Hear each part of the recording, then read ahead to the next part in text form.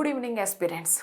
News today के एक नए अंक में आप सभी का स्वागत है। लेकिन आज के सेशन की शुरुआत हम सीधा न्यूज़ टुडे के साथ नहीं करेंगे, बल्कि एक और महत्वपूर्ण पहलू पर बात करेंगे। देखिए, अगर यूपीएससी परीक्षा को उत्तीर्ण करना है तो बार बार ये सुझाव दिया जाता है कि जितना पढ़ना जरूरी है उतना ही जरूरी है अभ्यास करना या प्रैक्टिस करना। लेकिन बहुत सारे स्टूडेंट्स के संदर्भ में देखा गया है कि हम पढ़ते तो हैं, हार्ड वर्क तो करते हैं, लेकिन जिस प्रकार के और जितने और जिस समय अभ्यास या प्रैक्टिस की आवश्यकता होती है सामान्यतः उसकी अवहेलना कर देते हैं, क्योंकि हमें लगता है कि हमारा सिलेक्शन सिर्फ और सिर्फ पढ़ने से होगा। या फिर कुछ सेट ऑफ स्टूडेंट्स ऐसे होते हैं जिनको ऐसा लगता है कि एक समय आएगा जब हमारी तैयारी परफेक्ट हो जाएगी, तब कहीं जाकर हम अभ्यास पर ध्यान देंगे, उससे पहले तो हमें सिर्फ पढ़ना और पढ़ना है। ये दोनों ही बातें भ्रांति हैं। इस परीक्षा के लिए पढ़ाई और अभ्यास दोनों ही जरूरी है। और इस बात पर विचार करते हुए विजन आईएएस के द्वारा बहुत सारे इनिशिएटिव्स की शुरुआत की गई है, जिसमें से एक इनिशिएटिव है डेली क्विज। डेली क्विज के माध्यम से जो आपने पढ़ा है ना, आप उसका उत्तर देने का अभ्यास कर सकते हैं। जब आप रियल टाइम में गिवन जो टाइम फ्रेमवर्क है उसमें अभ्यास करते हैं तो आपकी जो प्रैक्टिस है वो अधिक संगठित हो पाती है, और आप ये भी समझ पाते हैं कि दिए गए समय में आपका प्रदर्शन किस प्रकार का रहा, किस प्रकार से आप सोच पा रहे हैं। कहीं ऐसा तो नहीं है कि आप समय का प्रबंधन ही नहीं कर पा रहे। तो ये जो डेली क्विज है आपके लर्निंग आउटकम को बेहतर बनाने के लिए काफी मददगार हो सकती हैं। जिन प्रश्नों को आपको याद होगा जब हम सॉल्व करते हैं और हमसे गलतियां हो जाती हैं या चूक हो जाती हैं, तो आप सबने ये अनुभव किया होगा कि उन प्रश्नों का उत्तर हम बहुत लंबे समय तक याद रखते हैं। क्यों? क्योंकि यूपीएससी ने भी इस बार निबंध में पूछा है कि जो कड़वे अनुभव होते हैं वो हमारे लिए काफी महत्वपूर्ण हो जाते हैं। तो ये रिटेन करने की क्षमता बढ़ाता है, हमारी जो पढ़ने में एफिशिएंसी है उसे बढ़ाता है, और हमारी तैयारी को संगठित करने में भी मददगार होता है। क्विज को हल करना, चाहे प्रारंभिक परीक्षा के पॉइंट ऑफ व्यू से मैं बात करूं, चाहे मैं मुख्य परीक्षा के पॉइंट ऑफ व्यू से बात करूं, तो इसी प्रकार की क्विज की व्यवस्था है। अब आप इस क्विज को कैसे खोजेंगे, कहाँ जाकर आप प्रश्नों को सॉल्व कर सकते हैं, इस प्रकार की बहुत सारी चिंताएं आप लोगों की होंगी। तो चलिए अभी इन सभी चिंताओं का हम समाधान करते हैं। आपको सिंपली क्या करना है, आप जब गूगल सर्च इंजन पर जाएं तो vision IAS digital current affair Hindi आप यहां पर डालेंगे। मैंने डाला और इसके बाद ये जो लिंक आ रहा है हाई करंट अफेयर, मैं इस लिंक पर क्लिक कर रही हूं। जब आप इस लिंक पर क्लिक करते हैं तो उसके बाद आप पहुंच जाते हैं, देखिए, डिजिटल करंट अफेयर, यानी आप विजन आईएएस के डिजिटल करंट अफेयर पेज पर आ चुके हैं। इस पेज पर आकर आपको क्या करना है, अगर आप इंग्लिश में कंफर्टेबल हैं, इंग्लिश माध्यम के विद्यार्थी हैं, तब तो इंग्लिश में ही सारी सामग्री आपके सामने है। अगर आप चाहते हैं कि आप अपनी भाषा को बदलें तो यहाँ आप क्लिक करके हिंदी लैंग्वेज का चयन कर सकते हैं। अब आपने हिंदी भाषा का चयन कर लिया, यहाँ जाकर देखिए, यहाँ पर अलग अलग हेडिंग्स हैं, न्यूज टुडे, साप्ताहिक फोकस, मासिक पत्रिका, वार्षिक, डाउनलोड्स, वीडियो, दैनिक समाचार, सारांश। लेकिन हमारा ध्यान किस पर जाएगा, दैनिक अभ्यास यानी डेली प्रैक्टिस पर। अब आपको डेली प्रैक्टिस पर क्लिक करना है। आपके सामने दो चीजें आएंगी, एक तो प्रारंभिक परीक्षा को लेकर क्विज और दूसरा है मुख्य उत्तर लेखन, या मेंस के लिए मुख्य परीक्षा के लिए उत्तर लेखन। अब हम प्रारंभिक क्विज पर जाते हैं। जब आप प्रारंभिक क्विज या प्रारंभिक परीक्षा के लिए क्विज पर जाते हैं तो ये देखिए आपके सामने आ जाएगी डेली करंट अफेयर क्विज। हमारे सामने अभी जो क्विज है वो 26 अगस्त की सबसे लेटेस्ट क्विज है। आपको कुछ नहीं करना, आप यहाँ से इस क्विज पर, जैसे यहाँ पर लिखा है ना टेक टेस्ट, यहाँ पर ऑलरेडी मैं ये पेज ओपन कर चुकी हूँ, तो आपको रेज्यूम करना होगा, अन्यथा टेक टेस्ट लिखा आएगा, आप उस पर क्लिक कीजिए, आपकी क्विज शुरू हो जाएगी। आप देखेंगे कि यहाँ पर 1 2 3 4 5 6 7 8 9 क्वेश्चन है, ये क्वेश्चन वो भी हैं जो न्यूज़ टुडे के अंत में हम देखते हैं। इसके अलावा कुछ और क्वेश्चंस भी हैं जिनको शामिल किया गया है। तो लगभग 8, 9, 10 के आसपास प्रतिदिन क्वेश्चन आपको डेली क्विज में मिल जाएंगे। और यहाँ पर आप देखिए, आपके सामने ऑप्शंस दिए गए हैं, आप इन ऑप्शंस पर क्लिक कीजिए, जो भी आपको उचित लगता है सेव और नेक्स्ट। अब आप अगले प्रश्न तक बढ़ सकते हैं। यहाँ पर भी जो उत्तर आपको सही लग रहा है क्लिक कीजिए, अगले उत्तर तक बढ़िए। तो जो गिवन टाइम फ्रेमवर्क है उसमें आपको क्विज अटेम्प्ट करने का मौका मिलेगा, साथ ही आपका स्कोर भी आता है और आपको ये भी पता चलता है कि आपकी रैंकिंग किस प्रकार की रही। तो इस तरह की जो है क्विज लेना वो आपके लर्निंग आउटकम है ना, आपने किस प्रकार से पढ़ा है वो सही है या नहीं, यानी मोटा मोटा लर्निंग आउटकम में भी मददगार है। और आपकी याद रखने, सीखने, प्रश्नों को हल करने की जो क्षमता है उसको बेहतर बनाने में भी मददगार होती है। आप देखोगे यहाँ टाइम चल रहा है, मतलब आप गिवन टाइम फ्रेम में प्रश्नों का उत्तर देंगे, ये भी काफी महत्वपूर्ण हो जाता है। जो बच्चे प्रीलिम्स दे चुके हैं या आपने अगर अभी तक प्रारंभिक परीक्षा नहीं दी है तो उन लोगों से कभी चर्चा करना जो प्रारंभिक परीक्षा दे चुके हैं। जब तक हम परीक्षा हॉल में नहीं जाते हमें लगता है कि प्रारंभिक परीक्षा में तो ऑब्जेक्टिव प्रकार के प्रश्न हैं, समय प्रबंधन उतना महत्वपूर्ण नहीं होता। लेकिन जब आप अनुभवी विद्यार्थियों से पूछेंगे तो जिस प्रकार के प्रश्न आते हैं, एक के बाद दूसरा, दूसरे के बाद तीसरे सब्जेक्ट की तरफ जो हमें आगे बढ़ना होता है, उसमें बहुत सारी मेंटल एनर्जी लगती है, समय लगता है। तो प्रारंभिक परीक्षा के दृष्टिकोण से भी समय प्रबंधन महत्वपूर्ण है। तो लर्निंग आउटकम, समय प्रबंधन और लंबे समय तक याद रख पाना या रिटेन कर पाना, ये तीनों ऐसे मामले हैं जहां पर डेली क्विज अटेम्प्ट करना आपके लिए मददगार हो सकती है।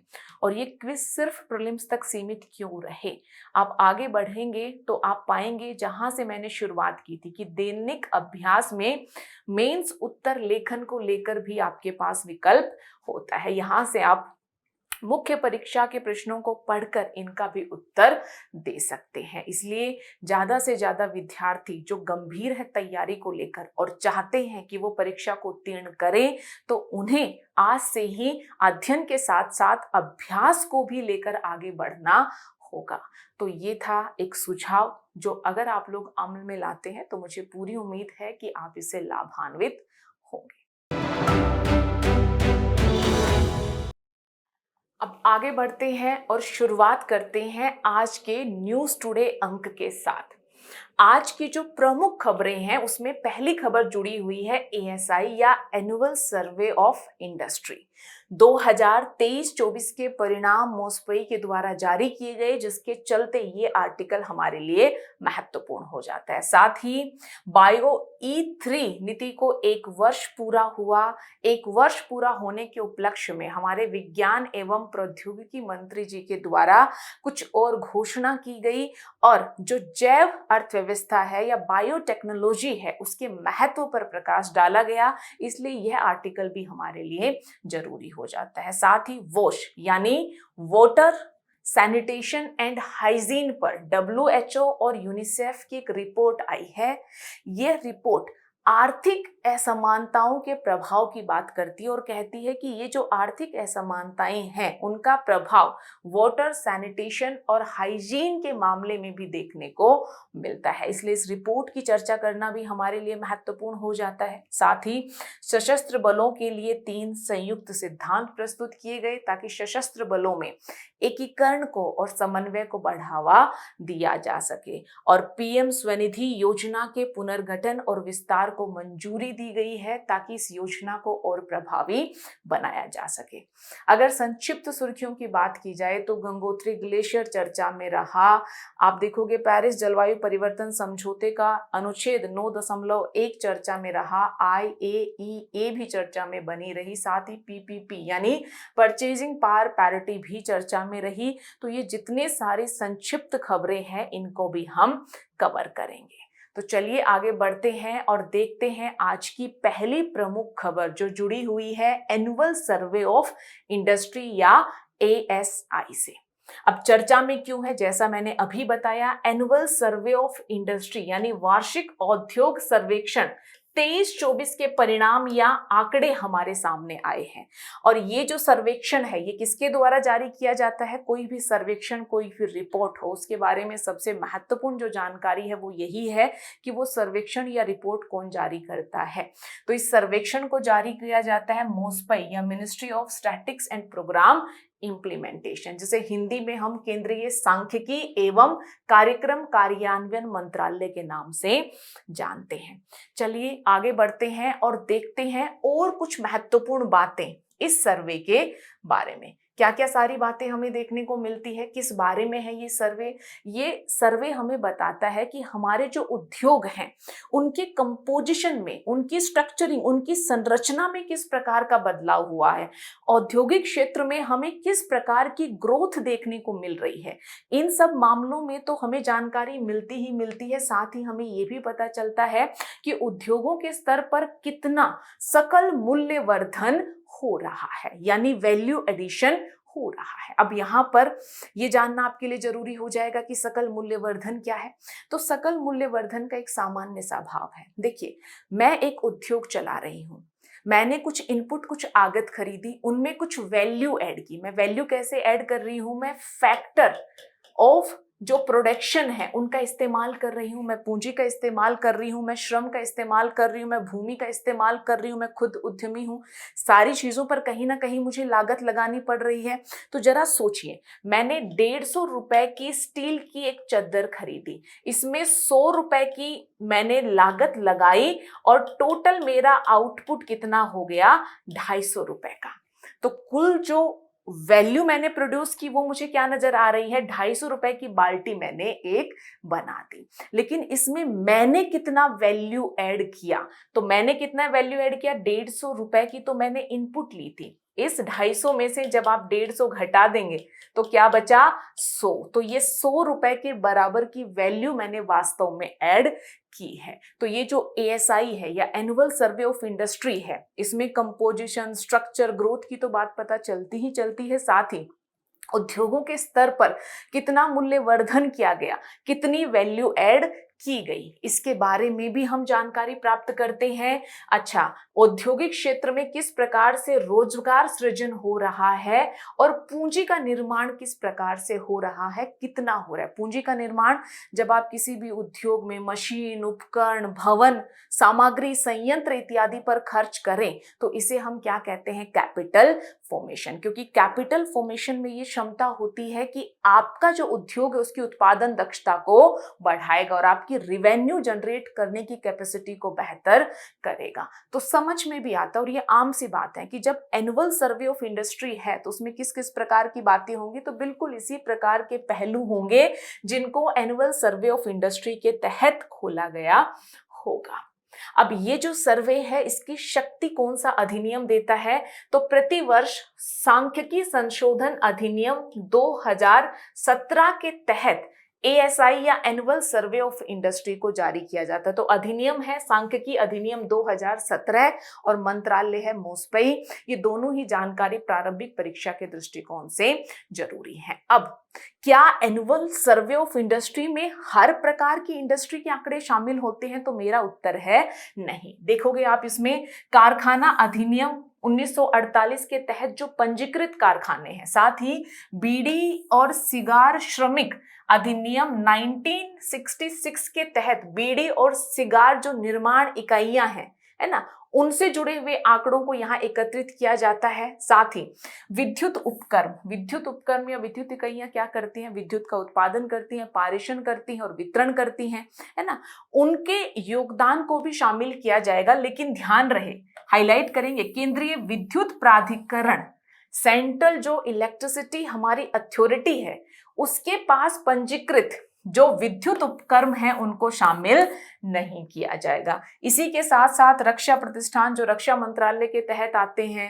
है ना, तेल भंडारण या वितरण डिपो हो गया, रेलवे वर्कशॉप हो गया, गैस भंडारण सुविधाएं सब हो गई, इन सुविधाओं या इस प्रकार के उद्योगों के आंकड़े भी एनुअल सर्वे ऑफ इंडस्ट्री में शामिल नहीं किए जाते। और इसका कारण है इनका संचालन केंद्रीय स्तर के या फिर सरकारी जो है विभागों के द्वारा किया जाता है, इसलिए इनके आंकड़ों को एनुअल सर्वे ऑफ इंडस्ट्री से बाहर रखा जाता है। साथ ही आपको ये भी पता होना चाहिए, जो इससे इतर जानकारी है वो ये है कि एनुअल सर्वे ऑफ इंडस्ट्री में जो हमारे संगठित उद्योग है, संगठित उद्योग को हमारे यहाँ परिभाषित किया गया है जिसमें अगर विद्युत से संचालित है तो 10 या 10 से अधिक कर्मी हो, और अगर विद्युत संचालित नहीं है तो 20 या 20 से अधिक कर्मियों को नियोजित करने वाले उद्योगों को हम संगठित उद्योगों की श्रेणी में रखते हैं।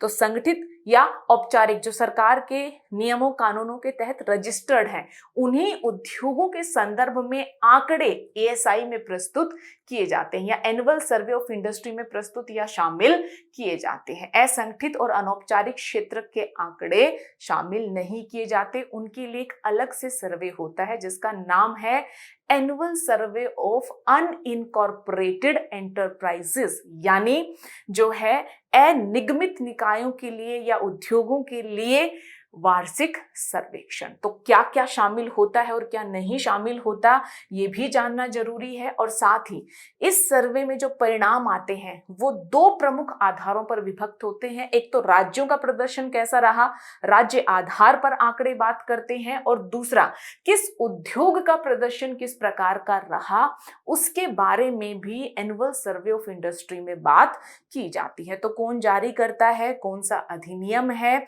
किस किस प्रकार की इंडस्ट्री या एस्टैब्लिशमेंट के डेटा को एएसआई में शामिल किया जाता है, ये सारी जानकारी प्रारंभिक परीक्षा के लिए महत्वपूर्ण है। अब मैं शब्दावलियों पर आऊं उससे पहले मैं बात करना चाहूंगी सर्वेक्षण के मुख्य बिंदु की, क्योंकि कुछ शब्दावलियां हमने डिस्कस कर ली हैं, बाकी जहां जरूरी होगी हम वहां पर डिस्कस कर लेंगे। जैसे हमने बात की थी सकल मूल्यवर्धन, तो सकल मूल्यवर्धन क्या है? आपने इनपुट खरीदी, उसमें वैल्यू ऐड कर दी, है ना, जो फाइनल प्रोडक्ट आया, जैसे मैंने स्टील बकेट का एग्जांपल दिया था, अंतिम मूल्य क्या आया? 250 रुपये। उसमें से इनपुट आपने भी तो बाहर से लेकर इस्तेमाल किया, उस इनपुट को घटा दो, तो आपका जो योगदान है वही आपके द्वारा किया गया मूल्यवर्धन है। तो ये हुआ सकल मूल्यवर्धन। और इस सकल मूल्यवर्धन के समय आपने मशीन उपकरण संयंत्र इस्तेमाल किए। मशीन उपकरण संयंत्र में भी कुछ ना कुछ क्षति होती है ना, कुछ ना कुछ कमी आती है, तो इसी को नाम दिया जाता है डेप्रिसिएशन का या ह्रास का। तो आपने जितनी भी वैल्यू ऐड की उसके सापेक्ष आपके मशीन उपकरण संयंत्र इत्यादि को जो क्षति हुई उस क्षति की वैल्यू निकाल दो और उसे घटा दो, तो क्या आ जाएगा आपके पास? नेट वैल्यू एडिशन या शुद्ध मूल्य संवर्धन। तो ये है सकल और शुद्ध मूल्यवर्धन, इससे कंफ्यूज नहीं होना है। यहाँ पर आंकड़ा है ग्रोस वैल्यू एडिशन का। 5 उद्योग हैं जिनमें सबसे ज्यादा मूल्यवर्धन हुआ। एक तो बेसिक मेटल, मोटर वाहन, रसायन एवं रासायनिक उत्पाद, खाद्य उत्पाद और औषधि उत्पाद। अगर एएसआई के द्वारा जो आंकड़े रखे गए हैं उनमें इस बारे में बात की जाए कि रोजगार देने के मामले में कौन सा राज्य अग्रणी है, तो सबसे पहले नाम आता है तमिलनाडु का, है ना। लगभग आप देखोगे 15-16% के आसपास योगदान है। गुजरात, महाराष्ट्र का लगभग 13%, फिर उत्तर प्रदेश और कर्नाटक का नाम आता है। अगर हम ये कहें कि पिछले वर्ष की तुलना में, यानी 23-24 के आंकड़े हैं, तो 22-23 की तुलना में ग्रोस वैल्यू एडिशन में कितनी वृद्धि हुई, कितना हमने सकल मूल्यवर्धन बढ़ाया, तो ये प्रतिशत है लगभग 12% या 11.89%। ओवरऑल औद्योगिक उत्पादन की बात करें तो करंट प्राइस पर हम बात करें, चालू मूल्य पर, तो पिछले वर्ष की तुलना में ये 5.80% की दर से अधिक बढ़ा है। और साथ ही अगर उद्योगों में नियोजित कर्मियों की प्रति व्यक्ति औसत पारिश्रमिक में बढ़ोतरी की बात की जाए तो यह पारिश्रमिक या यह वेतन 22-23 की तुलना में 5.6% जो है अधिक हुआ है, या इस वेतन में 5.6% की वृद्धि दर्ज की गई है। तो सर्वेक्षण के आंकड़े हमें क्या बता रहे हैं? मोटा मोटा अगर मैं बताना चाहूं तो सकल मूल्यवर्धन में वो प्रमुख उद्योग कौन से हैं जिनमें सबसे ज्यादा मूल्यवर्धन हुआ? अगर रोजगार के मामले में अग्रणी राज्यों की बात की जाए तो वो कौन सी हैं? ग्रोस वैल्यू एडिशन पिछले वर्ष की तुलना में कुल कितना बढ़ा? और श्रमिकों के अगर औसत वेतन या पारिश्रमिक की बात की जाए तो उसमें कोई बढ़ोतरी हुई है या नहीं हुई, इस बारे में बात करता है एनुअल सर्वे ऑफ इंडस्ट्री। अब बात की जाए अगर टर्मोलॉजी की जो इस आर्टिकल में चर्चा में रही, तो मैंने पहले बता दिया सकल मूल्यवर्धन क्या है? उत्पादन प्रक्रिया से उत्पन्न अतिरिक्त मूल्य को क्या कहा जाता है? जो आपने जोड़ा उसे सकल मूल्यवर्धन कहा जाता है। इसे कुल आउटपुट से कुल इनपुट की लागत को घटाकर प्राप्त किया जाता है, जो मैंने स्टील, चद्दर और बकेट के एग्जाम्पल के माध्यम से आपको समझाया।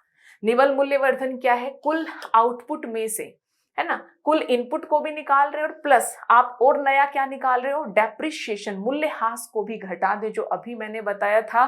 तो आपके सामने जो बचेगा उसे निवल मूल्यवर्धन कहा जाता है। स्थायी पूंजी क्या है? किसी भी उद्योग की, देखिए, एक लेखा वर्ष, एक अकाउंटिंग ईयर की समापन अवधि पर किसी भी कंपनी या कारखाने के स्वामित्व में जो भी स्थायी या अचल परिसंपत्ति है ना, जब हम मूल्यह्रास को घटा देते हैं उसके बाद जो बचती है तो उसे क्या कहा जाता है? उस कारखाने या फैक्ट्री की स्थायी पूंजी। यानी एक अकाउंटिंग ईयर है, उसमें जितना डेप्रिसिएशन हुआ उसे घटा दें, उसके बाद उस अकाउंटिंग ईयर के एंड पर आपके पास कितनी स्थायी या अचल परिसंपत्ति, और स्थायी पूंजी किस प्रकार की होती है? फिक्स कैपिटल जो फिक्स होती है, मशीन, संयंत्र, भवन इत्यादि आपके पास जो है वो क्या है? आपकी फिक्स कैपिटल है। तो साल के दौरान जो नुकसान हुआ उसे घटा दो और अंत में जो वैल्यू बचती है वो क्या है? आपकी फिक्स कैपिटल। अच्छा, आपकी वर्किंग कैपिटल क्या है? जो दिन प्रतिदिन की गतिविधियों के लिए इस्तेमाल होती है, ऐसी पूंजी को उद्योगों के संदर्भ में वर्किंग कैपिटल कहा जाता है। जो आपकी इन हैंड कैश होता है, रॉ मटेरियल इत्यादि खरीदने के लिए जो आप खर्च करते हो ताकि उत्पादन को संभव बना पाए, इस प्रकार की कैपिटल को हम वर्किंग कैपिटल कहते हैं। और मशीन, संयंत्र, भवन इत्यादि हैं जिनके माध्यम से उत्पादन संभव हो पाता है, उसे हम फिक्स कैपिटल की श्रेणी में रखते हैं। तो इस आर्टिकल के माध्यम से आपको कंसेप्चुअल क्लैरिटी भी मिलेंगी कि ग्रॉस वैल्यू एडिशन क्या है, नेट वैल्यू एडिशन क्या है, फिक्स कैपिटल क्या है और वर्किंग कैपिटल क्या है। साथ ही एनुअल सर्वे ऑफ इंडस्ट्री के जो महत्वपूर्ण आउटपुट हैं वो भी आपको मिलेंगे और एनुअल सर्वे ऑफ इंडस्ट्री की पूरी व्यवस्था क्या है वो भी जानने को मिलेगा। तो यहाँ पर जो जानकारी है वो प्रीलिम्स के लिए तो महत्वपूर्ण है ही है। अगर उद्योगों से जुड़ा हुआ कोई प्रश्न पूछा जाए और अगर आपको बताना हो कि 23-24 में उद्योगों का प्रदर्शन किस प्रकार का रहा, ग्रॉस वैल्यू एडिशन बढ़ा नहीं बढ़ा क्या है, तो भी इस प्रकार के बिंदुओं की पुष्टि हेतु आप यहां से जानकारी को उठा सकते हैं और परीक्षा में इस्तेमाल कर सकते हैं। बाकी मुझे नहीं लगता कि मुझे बताने की आवश्यकता है कि ये जो आर्टिकल है ये जुड़ा हुआ था इकोनॉमी। जीएस पेपर 3 मेंस की अगर मैं बात करूं तो इकोनॉमी सेगमेंट, प्रीलिम्स में भी इकोनॉमी है, जहां यहां से प्रश्न बनाकर आपसे पूछे जा सकते हैं। ठीक है, इसी के साथ हम आगे बढ़ते हैं और बात करते हैं नेक्स्ट मेजर न्यूज आर्टिकल की, जो है बायो ई3। बायो ई3 क्यों चर्चा में है? क्योंकि बायो ई3 नीति को 1 वर्ष पूरा हो गया।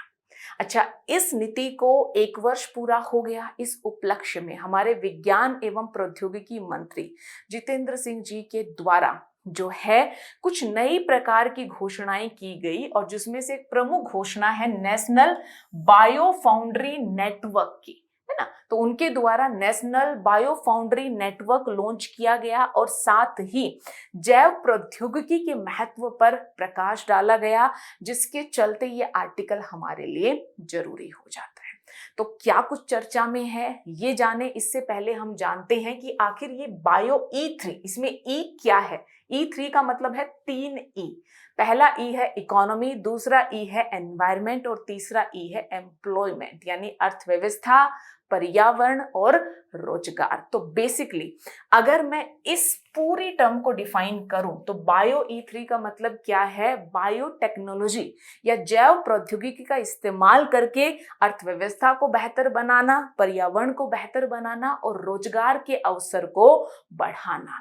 इस उद्देश्य हेतु जो नीति जारी की गई उसे बायो E3 नीति के नाम से जाना जाता है। ये नीति जारी की गई थी विगत वर्ष में, चूंकि अभी इसको 1 वर्ष पूरा हुआ, जिसके चलते बायो E3 नीति फिर से चर्चा में आ गई। और इसका 1 वर्ष पूरा होने के उपलक्ष्य में, जैसे मैंने आपको अभी बताया था, हमारे विज्ञान और प्रौद्योगिकी मंत्री जितेंद्र सिंह जी के द्वारा भारत का पहला national bio foundry network launch किया गया है। और साथ इनके द्वारा कहा गया कि ये जो हम national bio foundry network establish कर रहे हैं, ये नेटवर्क क्या करेगा? जैव प्रौद्योगिकी को भारतीय अर्थव्यवस्था का प्रमुख संचालक बनने में मदद करेगा, है ना। तो ये सारा कारण है जिसके चलते ये चर्चा में है। अब कुछ महत्वपूर्ण बातें। सबसे पहले जैव प्रौद्योगिकी, जहां बायोलॉजी और टेक्नोलॉजी यानी जहां जो है बायोलॉजी और तकनीक जुड़ जाती है, उसे हम किस नाम से जानते हैं? बायोटेक्नोलॉजी के नाम से जानते हैं। जैसे बायो है यानी जैविक उत्पाद है, लिविंग ऑर्गेनिज्म है, उनके घटक हैं, उनका इस्तेमाल करके तकनीक के माध्यम से हम महत्वपूर्ण उत्पाद बना रहे हैं। तो ये किसका उदाहरण होगा? बायोटेक्नोलॉजी का उदाहरण होगा। जैसे हम विभिन्न प्रकार के पादपों का इस्तेमाल करके इथेनॉल या बायोफ्यूल का उत्पादन कर रहे हैं। तो उत्पादन हुआ तकनीक के माध्यम से, इस्तेमाल कर रहे हैं जैविक घटक या जैविक जो है या लिविंग सिस्टम, जैविक सिस्टम या लिविंग सिस्टम। तो ये किसका एग्जाम्पल हो गया? बायोटेक्नोलॉजी का एग्जाम्पल हो गया, है ना। एग्रीकल्चर में देखिए, जेनेटिकली मॉडिफाइड क्रॉप, इंस्पिरेशन कहां से मिल रहा है? इस्तेमाल किसका कर रहे हैं? हम लिविंग ऑर्गेनिज्म का कर रहे हैं और उसके माध्यम से हम जेनेटिकली मॉडिफाइड क्रॉप्स बना रहे हैं। यानी तकनीक और जैविक सामग्री जुड़ गई तो हमारे सामने आ गई क्या? Genetically modified crop. तो जहां बायोलॉजिकल रिसोर्सेज और तकनीक जुड़ जाएं, है ना, वो क्या कहलाता है? बायोटेक्नोलॉजी। तो सबसे पहले तो बायोटेक्नोलॉजी जानना जरूरी है, क्योंकि ये जो पूरी नीति है ये किसके बारे में है? बायोटेक के इस्तेमाल के बारे में है। अब बायोटेक के मामले में भारत बेहतर स्थिति में पहुंचे और ये जो है जैव प्रौद्योगिकी या बायोटेक हमारी अर्थव्यवस्था का संचालक बन पाए, इस हेतु हमारे विज्ञान एवं प्रौद्योगिकी मंत्री के द्वारा क्या लॉन्च किया गया? National bio foundry network launch किया गया, जिसमें 6 संस्थान शामिल हैं। अब आप कंफ्यूज हो रहे होंगे कि ये बायो फाउंड्री नेटवर्क आखिर होता क्या? कुछ नहीं, सामान्य फैक्ट्रीज होती हैं जिनमें उत्पादन की प्रक्रिया संपन्न होती है। तो बायोलॉजी से जुड़ी हुई फैक्ट्रीज, फैसिलिटी या एस्टैब्लिशमेंट, जो भी आप कह लीजिए, जिनमें आप देखोगे बायोटेक्नोलॉजी या जेनेटिकली मॉडिफाइड जो है या जेनेटिकली मॉडिफिकेशन की जो तकनीक इत्यादि हैं, उनका डिजाइन करना, है ना, कंस्ट्रक्ट करना और टेस्ट इत्यादि करना, इन सब प्रक्रियाओं को ऑटोमेट किया जाता है और बड़े स्केल पर संभव बनाया जाता है। तो ये काम कौन करता है? ये काम कौन करेगा? ये करेगा नेशनल बायो फाउंड्री नेटवर्क। तो बेसिकली ये इस प्रकार की फैक्ट्रीज या एस्टैब्लिशमेंट होंगी जिनके माध्यम से बायोटेक्नोलॉजी को पुश मिलेगा। और किस किस प्रकार से पुश मिलेगा ये देखिए। ये संस्थान प्रूफ ऑफ कंसेप्ट के विकास को बड़े स्तर पर ले जाते। प्रूफ ऑफ कंसेप्ट क्या है? मेरे दिमाग में एक आइडिया है, लेकिन उस आइडिया पर काम करने के लिए मुझे संसाधन चाहिए, मुझे निवेशक चाहिए, या किसी दूसरे का मुझ पर विश्वास हो तभी कोई मुझ में निवेश करेगा, तभी मुझे कोई प्रमोट करेगा। तो इसके लिए मुझे प्रूफ ऑफ कंसेप्ट देना पड़ेगा, मेरे आइडिया को प्रमाणित करना पड़ेगा, है ना, कि वो कितना फिजिबल है, कैसे वो काम कर सकता है। इसी को कहा जाता है प्रूफ ऑफ कंसेप्ट। तो ये जो बायो फाउंड्री नेटवर्क हम बना रहे हैं, ये क्या मदद करेंगे? ये संस्थान प्रूफ ऑफ कंसेप्ट को बड़े स्तर पर ले जाने में मदद करेंगे, जो हमारी स्वदेशी जैव विनिर्माण क्षमता है उसे बढ़ावा देंगे। अब जैव विनिर्माण जैसे हिंदी में कहा जाता है बायो मैन्युफैक्चरिंग, अब इसका अर्थ भी यही है, जब हम बायोलॉजिकल संसाधन या लिविंग सिस्टम या ऑर्गेनिज्म का इस्तेमाल करके उससे उत्पाद बनाएं तो इसे कहा जाता है बायो मैन्युफैक्चरिंग। जैसे बायो फर्टिलाइजर्स हम बना रहे हैं, जैसे बायो पेस्टिसाइड हम बना रहे हैं, जैसे बायो मेडिसिन हम बना रहे हैं, जैसे बायो फ्यूल हम बना रहे हैं, है ना। तो बेसिकली ये जो बायो फाउंड्री नेटवर्क्स की बात कर रहे हैं, इनके माध्यम से proof of concept initial stage पर आपका प्रोडक्ट कितना फिजिबल होगा ये आपको प्रमाणित करना पड़ता है। उसके लिए पूरा आपको प्रोसेस फॉलो करनी पड़ती है, तो वो डेवलप करने में मदद मिलेगी। बायो मैन्युफैक्चरिंग को ये बढ़ावा देंगे और साथ ही रोजगार के अवसर पैदा करने में भी मदद मिलेगी। तो मोटा मोटा अगर मैं सिंपल भाषा में बताना चाहूँ तो बायो E3 यानी बायोटेक्नोलॉजी का इस्तेमाल करके अर्थव्यवस्था, पर्यावरण और रोजगार तीनों के मामले में स्थिति को बेहतर करने के लिए विगत वर्ष एक नीति जारी की गई थी। इस वर्ष उस नीति को 1 वर्ष पूरा हुआ तो हमारे विज्ञान और प्रौद्योगिकी मंत्री जी के द्वारा national bio foundry network launch किया गया। बेसिकली कुछ नहीं, ये कुछ स्टैब्लिशमेंट, फैसिलिटी या फैक्ट्री कह सकते हैं जो जैव प्रौद्योगिकी के मामले में हमारी क्षमता को बेहतर करने में हमारी मदद करेंगी। ये जो भी बायोटेक के मामले में कुछ कर रहा है या किसी के पास विचार है उसे प्रूफ ऑफ कंसेप्ट तैयार करने में मदद करेंगी। बायो मैन्युफैक्चरिंग को इससे बढ़ावा मिलेगा क्योंकि जब आपके पास कुछ नया आइडिया होगा, तकनीक होगी, तभी तो उस पर आधारित उत्पाद बनेंगे और जब ऐसा होगा तभी रोजगार के अवसर क्रिएट होंगे। लेकिन सबसे ज्यादा जरूरी यहाँ पर जानना बायो E3 नीति को है कि आखिर ये नीति है क्या और इसमें किस प्रकार की व्यवस्था की गई है। देखिए, इस नीति का उद्देश्य है बायो इनेबलर्स की स्थापना करना ताकि बायो आधारित उत्पादों को लेकर जो प्रौद्योगिकी है उसका विकास किया जा सके और उसका व्यवसायीकरण किया जा सके। बायो इनेबलर्स क्या होते हैं? देखिए, जो कुछ भी कार्य करने में, है ना, आपकी मदद करें या आपकी क्षमता को बढ़ाएं, वो क्या है? अनेबलर्स होते हैं। तो बायो अनेबलर्स क्या होंगे? जो जैव प्रौद्योगिकी के मामले में आपकी कार्य करने की क्षमता को बढ़ाएं, वो क्या है? Bio enablers. जैसे अगर बायो आर्टिफिशियल इंटेलिजेंस आधारित कोई हब है, अभी हमने बायो फाउंड्री संस्थानों की बात की, वो भी आपकी मदद कर रहे हैं। अच्छा, बायो मैन्युफैक्चरिंग हब हम स्थापित कर रहे हैं। ये सारी व्यवस्था ऐसी है जो जैव प्रौद्योगिकियों को बढ़ावा देगी और इनके व्यवसायीकरण को भी बढ़ाएगी। तो सबसे पहला इस नीति का उद्देश्य क्या था? बायो एनेबलर्स की स्थापना करना ताकि जैव प्रौद्योगिकी का जो है विस्तार एवं विकास हो। कार्यान्वयन किसके द्वारा किया जाएगा? केंद्रीय विज्ञान एवं प्रौद्योगिकी मंत्रालय के अंतर्गत जो जैव प्रौद्योगिकी विभाग है वो इसका कार्यान्वयन किएगा। और 6 ऐसे थीमेटिक एरियाज हैं जिन पर हम पहले इस नीति के तहत फोकस करेंगे। अब जैव आधारित रसायन या एंजाइम्स, कुछ खास समझने की आवश्यकता यहाँ पर नहीं है। फंक्शनल फूड, ऐसे फूड्स जो सिर्फ न्यूट्रिशन वैल्यू की बात ना करें बल्कि इससे परे आपको बहुत कुछ प्रदान करें, जैसे कि जो सामान्य न्यूट्रिशन वैल्यू के बियॉन्ड, जैसे कि फोर्टिफाइड फूड, जिसमें हम जो है मैन्युफैक्चरिंग प्रोसेस के माध्यम से कुछ विशेष प्रकार के विटामिन, प्रोटीन्स इत्यादि को शामिल करते हैं। तो फोर्टिफाइड, जैसे हम राइस को फोर्टिफाइड कर रहे हैं, तो फंक्शनल फूड पर ध्यान दिया जाएगा क्योंकि फूड क्या है? बायो प्रोडक्ट है और टेक्नोलॉजी जुड़ जाएगी। तो बायोटेक का एग्जांपल हो गया स्मार्ट प्रोटीन। प्रोटीन बहुत सारे लोग लेते होंगे, अभी स्मार्ट प्रोटीन क्या है? प्रोटीन तो प्रोटीन है। तो परंपरागत जो प्रोटीन के स्रोत हैं उनके अलावा अन्य स्रोतों से जब हम प्रोटीन निकालें तो उसे क्या कहा जाता है? Smart protein. जैसे प्लांट बेस्ड प्रोटीन, परंपरागत क्या है? Animal based protein. उसके अलावा अलग क्या है?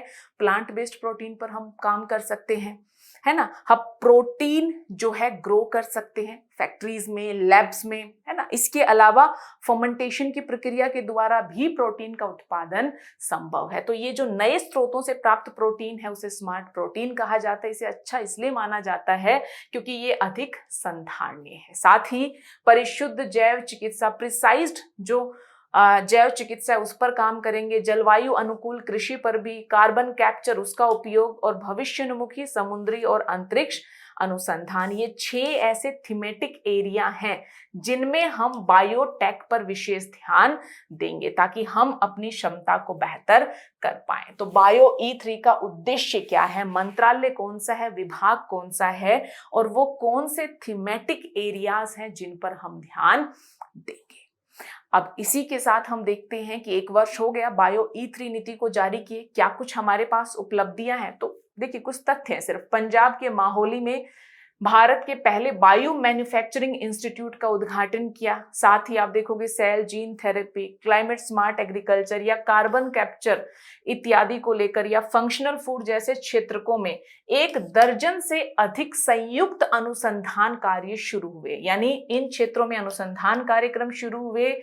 पंजाब में हमने बायो मैन्युफैक्चरिंग इंस्टीट्यूट का उद्घाटन किया। साथ ही जैव प्रौद्योगिकी विभाग राज्य सरकारों के साथ भी साझेदारी कर रहा है, जिसका एक एग्जाम्पल है असम के साथ साझेदारी।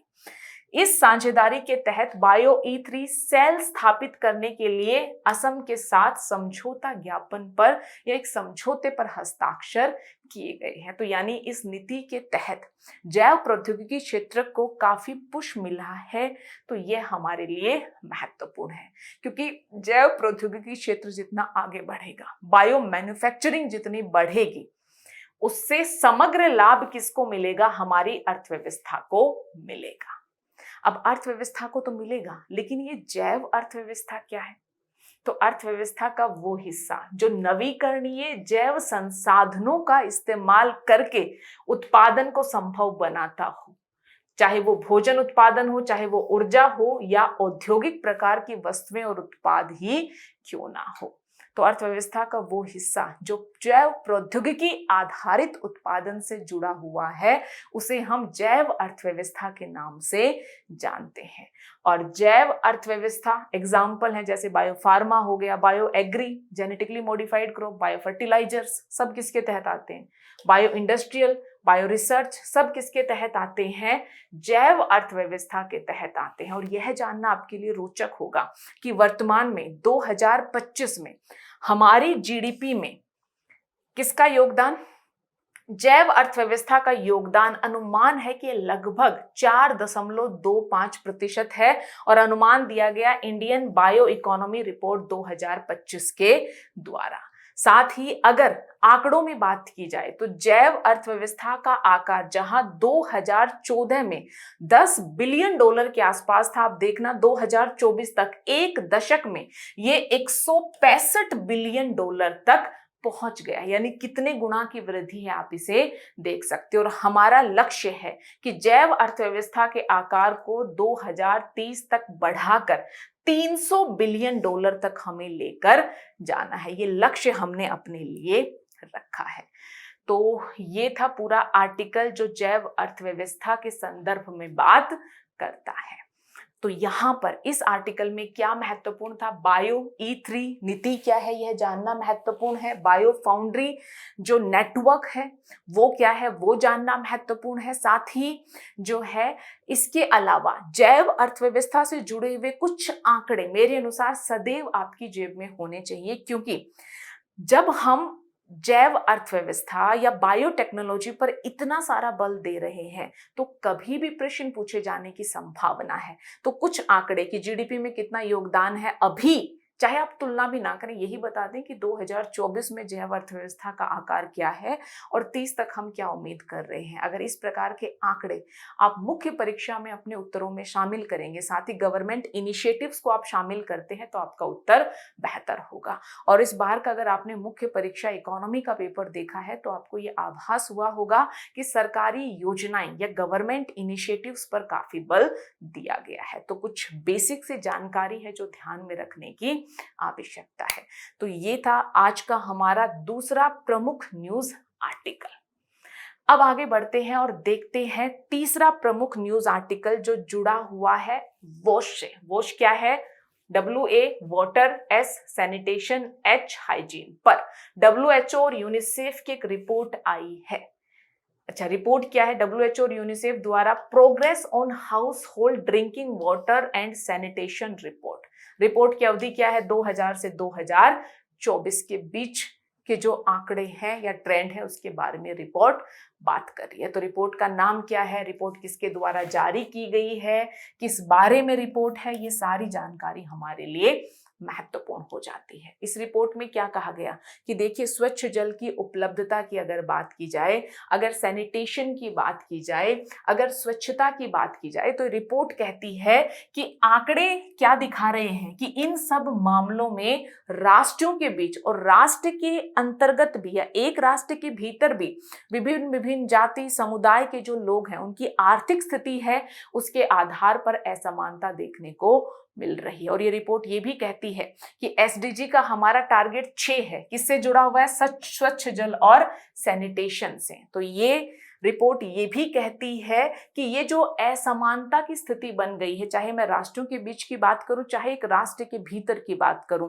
ये जो असमानताएं हैं ये स्वच्छ जल और सैनिटेशन को लेकर एसडीजी का जो हमारा टारगेट था उस टारगेट की पूर्ति के मार्ग में भी बाधक बन रही है। तो इस मामले में बात की गई है वॉश रिपोर्ट में, जिसके चलते रिपोर्ट चर्चा में रही। तो रिपोर्ट किसके द्वारा जारी की जाती है, प्रमुख फाइंडिंग क्या है, ये सारी ऐसी जानकारी है जिस पर हमें ध्यान देने की आवश्यकता है। अब इस रिपोर्ट में कुछ बातें विश्व के स्तर पर की गई हैं और कुछ बातें भारत के स्तर पर की गई हैं। वैश्विक स्तर का ट्रेंड देखना, देखिए, आय असमानता का प्रभाव, खुले में शौच, ओपन डेफिकेशन, क्या कहा है, निम्न आय वालों जो है या निम्न आय वाले जो देश हैं उनमें खुले में शौच की जो दर है वो वैश्विक औसत से 4 गुना अधिक है। यानी आपका जो आय का स्तर है वो आपके यहाँ सैनिटेशन या स्वच्छता को प्रभावित कर रहा है। तो ये एक महत्वपूर्ण ट्रेंड है जो आपको पता होना चाहिए। इसके अलावा ये रिपोर्ट ये भी कहती है कि लगभग 58% आबादी बेहतर रूप से जो प्रबंधित तरह की सैनिटेशन सुविधाएं हैं उनसे लाभान्वित हो पा रही है।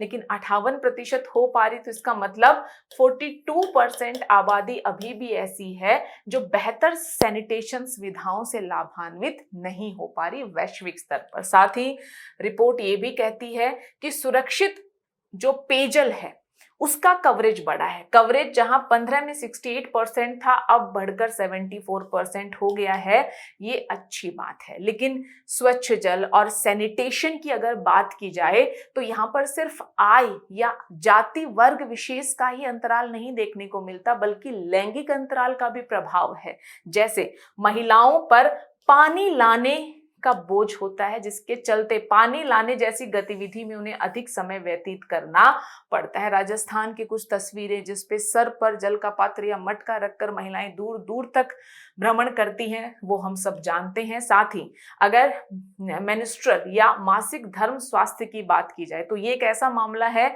जिसमें सभी आय वाले, चाहे कम आय वाले देश हो ज्यादा आय वाले देश हो, सभी प्रकार के ऐसे 70 देश हैं जहां पर मेंस्ट्रुअल स्वास्थ्य संबंधी बड़ा अंतराल है। तो जो मूलभूत सुविधाएं हैं जैसे सैनिटरी पैड्स और अन्य यूटिलिटी सुविधाएं वो सब उपलब्ध नहीं है। तो इस मामले में भी बड़ा अंतराल है। तो वैश्विक आंकड़ों से एक पैटर्न समझ में आता है, एक तो आय के आधार पर अंतर है, जैसे खुले का सोच इसे अच्छे से प्रमाणित करता है। दूसरा, अगर हम सैनिटेशन सुविधाओं की बात करें या स्वच्छ पेयजल की बात करें तो सुधार तो हुआ है लेकिन अभी भी अंतराल विद्यमान है। और किसी एक विशेष वर्ग की बात करें जो वॉश सेवाओं की जो आप देखोगे अंतराल है उससे सबसे ज्यादा प्रभावित हो रहा है, तो वो वर्ग कौन है, महिलाएं। चाहे जल लाने का बोझ हो, चाहे मेंस्ट्रुअल स्वास्थ्य की बात हो, महिलाओं के साथ स्थिति अधिक चुनौतीपूर्ण बनी हुई है। अगर बात की जाए इस रिपोर्ट की और कहा जाए कि भारत की स्थिति कैसी है तो यहाँ पर भी कुछ बिंदु हैं। खुले में सोच रिपोर्ट क्या कहती है कि भारत ने अच्छी प्रगति की है लेकिन इस प्रगति के बावजूद ग्रामीण इलाके और जो सीमांत समुदाय हैं उनके लिए अभी भी बड़ी चुनौती बनी हुई है। अगर हम सैनिटेशन सुविधाओं तक पहुंच की बात करें तो पहुंच के मामले में तो हमने अच्छा किया है ना, अपशिष्ट प्रबंधन, इन सब मलमूत्र प्रबंधन, इन सब की अगर हम बात करें, लेकिन उपयोग अभी भी सही से नहीं हो पा रहा। मतलब एक तो व्यवहारिक स्तर पर बात करनी पड़ेगी, व्यवहार, हमें एटीट्यूड चेंज करना पड़ेगा ताकि लोग इन चीजों के प्रति जागरूक हो। वो बदलाव भारत में ज्यादा नहीं आया है। और साथ ही अपशिष्ट प्रबंधन की जो हमारी क्वालिटी है कि एनवायरमेंट भी कम से कम डैमेज हो, व्यक्ति का स्वास्थ्य भी नकारात्मक ढंग से ना प्रभावित हो, इस प्रकार से आज भी हम वेस्ट मैनेजमेंट नहीं कर पा रहे। अगर पेयजल की बात हो तो पेयजल कनेक्शन बड़े हैं, नल कलेक्शन बड़े हैं, लेकिन हम ये कह पाए कि सुरक्षित पेयजल तक हमने सार्वभौमिक यानी सभी की पहुंच को सुनिश्चित कर लिया है, तो यह भी भारत के संदर्भ में सही नहीं है। यानी मोटा मोटा मामलों में प्रगति तो हुई है, लेकिन असमानता यानी हाशिए पर गरीब समुदाय हैं या ग्रामीण इलाके हैं, वो अभी भी वंचना की स्थिति में है ना। और दूसरा, स्वच्छ पेयजल इत्यादि के मामले में अभी भी हम सार्वभौमिक कवरेज तक नहीं पहुंच पाए हैं। तो भारत में समानता का मुद्दा बड़ा है। जल की उपलब्धता या सैनिटेशन के मामले में जो हाशिए पर जनजाति हैं, महिलाएं हैं, गरीब हैं, वो अभी भी पिछड़ी हुई या असमताकारी स्थिति में है। ये बात हमें पता चलती है भारत के संदर्भ में। तो यानी जो वॉश यानी वाटर सैनिटेशन हाइजीन जो रिपोर्ट है जो जारी की जाती है WHO और यूनिसेफ के द्वारा, उन्होंने वैश्विक ट्रेंड और भारत दोनों के ट्रेंड की बात की है। और एक बात जो प्रमुख नजर आ रही है वो ये कि जो हाशिए पर समुदाय है या जो गरीब देश है या महिलाएं हैं, वो इन सुविधाओं के अभाव से जो है ग्रस्त है या सबसे अधिक वंचना या असमताकारी स्थिति में बने हुए हैं। आगे बढ़ते हैं और देखते हैं तो क्या भारत के द्वारा कोई इनिशिएटिव नहीं लिया गया। तो न्यूज आर्टिकल बड़ा सरल है, बताता है कि स्वच्छ भारत मिशन है, हम सब जानते हैं, खुले में शौच की प्रथा को हमें समाप्त करना है, महिलाओं को सशक्त बनाना है और खुले में शौच और उसके दुष्परिणाम स्वरूप जो बीमारियां फैलती हैं, शिशु मृत्यु दर इत्यादि है, उनमें भी हमें सुधार करना है। तो स्वच्छ भारत मिशन है जो हमारा काफी महत्वपूर्ण मिशन है। साथ ही जल जीवन मिशन है, इसका उद्देश्य क्या है, ग्रामीण भारत में घरों में व्यक्तिगत नल कनेक्शन दिया जाए ताकि घरों में सुरक्षित और स्वच्छ पेयजल की उपलब्धता सुनिश्चित हो पाए। तो स्वच्छ भारत मिशन, जल जीवन मिशन और इस प्रकार की और भी बहुत सारे इनिशिएटिव्स हैं जिनकी शुरुआत भारत के द्वारा की गई है। मोटा मोटा आंकलन यही है कि कुछ प्रगति हुई, कुछ हम आगे बढ़े, कुछ और कदम उठाना अभी बाकी है। और सबसे प्रमुख बात हो जाती है कि इन सुविधाओं को लेकर असमानता का जो प्रभाव है उस प्रभाव से निपटा जाए और वाटर सैनिटेशन और हाइजीन की जो सुविधाएं हैं वो सबके लिए सर्वसुलभ बनाने की दिशा में हम कोशिश करें। तो ये आर्टिकल है, यहाँ की जो रिपोर्ट कौन सी है, किसके द्वारा दी गई, ये प्रारंभिक परीक्षा के लिए जरूरी है। और इससे जुड़े हुए जो इंफॉर्मेशन है, जो पॉइंट्स हैं, उनको आप मुख्य परीक्षा में भी इस्तेमाल कर सकते हैं। आगे बढ़ते हैं और बात करते हैं अगले प्रमुख न्यूज आर्टिकल की, जो किससे जुड़ा हुआ है, सशस्त्र बलों के लिए 3 संयुक्त सिद्धांत से। पहले हम देखते हैं कि आर्टिकल चर्चा में क्यों है। देखिए, चीफ ऑफ डिफेंस स्टाफ यानी CDS ने सशस्त्र बलों के लिए 3 संयुक्त सिद्धांत जारी किए। ये सिद्धांत क्या है, इनकी अभी हम बात करेंगे। इसका उद्देश्य क्या है, ये जो सिद्धांत है ये हमारे सशस्त्र बल है, हमारे यहाँ आप देखोगे थल सेना है ना, जल सेना है और वायु सेना है। तीनों के बीच एकीकरण को बढ़ावा देना, समन्वय को बढ़ावा देना और साथ ही हमें थिएटराइजेशन को बढ़ावा देना है। इस उद्देश्य हेतु CDS के द्वारा 3 संयुक्त सिद्धांत जारी किए गए हैं। अब ये थिएटराइजेशन आखिर होता क्या है, आप देखोगे एक भौगोलिक क्षेत्र है जहां पर थल सेना है, जल सेना है और वायु सेना है। इनकी जो कमांड है उसे जो है यूनिफाइड करना है ना, एकीकृत कमांड हो, ताकि ये जो तीनों प्रकार के हमारे सशस्त्र बल हैं ये कोऑर्डिनेशन में काम कर पाए और संसाधनों को बेहतर ढंग से इस्तेमाल किया जा सके। तो ये जो हम करने की कोशिश करते हैं कि एक भौगोलिक क्षेत्र में विभिन्न विभिन्न प्रकार के हमारे सशस्त्र बल हैं, उनको यूनिफाइड यानी एक कमांड दी जाए ताकि जो है एकरूपता बनी रहे, समन्वय की स्थिति रहे और संसाधनों का किसी भी संकट की स्थिति में प्रभावी ढंग से इस्तेमाल किया जा सके। इसी व्यवस्था को हम थिएटराइजेशन के नाम से जानते हैं और पिछले काफी समय से आपको पता होगा कि भारत अपने सशस्त्र बलों के संदर्भ में कोशिश कर रहा है कि सशस्त्र बलों में एकीकरण बढ़े, समन्वय बढ़े और अधिक दक्षतापूर्ण ढंग से वो कार्य कर पाए। और इसी से प्रेरित होकर सीडीएस के द्वारा जो 3 नए सिद्धांत दिए गए हैं वो हैं। अब ये 3 सिद्धांत किस बारे में है, चलिए वो हम देख लेते हैं। सबसे पहला सिद्धांत किसके बारे में? सिद्धांत में 3 सिद्धांत है। पहला सिद्धांत बात करता है विशेष बल, स्पेशल फोर्सेस। हमारी जो थल सेना, वायु सेना, जल सेना है, उसमें कुछ स्पेशल फोर्सेस भी होती हैं। जैसे थल सेना में कौन है? Para special force. नौ सेना में आपने मरीन कमांडो का नाम सुना होगा। वायु सेना में आपने गरुड़ का नाम सुना होगा। तो ये क्या है? ये हमारे जो सशस्त्र बल हैं उनके तहत विशेष प्रकार के फोर्सेस हैं, विशेष प्रकार के बल हैं। लेकिन ये देखा गया कि इन बलों में जो है साझा समझ नहीं होती है, साझा शब्दावली भी नहीं है। एक तरह की शब्दावली यूज नहीं करते ताकि वो अर्थ निकाल पाए और बुनियादी प्रक्रियाएं भी अलग अलग रही हैं। तो पहला सिद्धांत इसी के बारे में है कि जो हमारे सशस्त्र बल हैं उनकी स्पेशल फोर्सेस हैं, है ना, अलग अलग फोर्सेस का एग्जाम्पल दिया गया है, उनके बीच साझा समझ, साझा जो है वोकैब या शब्दावली और प्रक्रियाओं को बढ़ावा देना, ताकि जब किसी संकट की स्थिति में इन्हें एक साथ काम करना पड़े तो कोऑर्डिनेशन बना रहे। यही है पहला सिद्धांत। डुप्लीकेशन यानी कार्य के दोहराव को हम कम से कम कर पाए।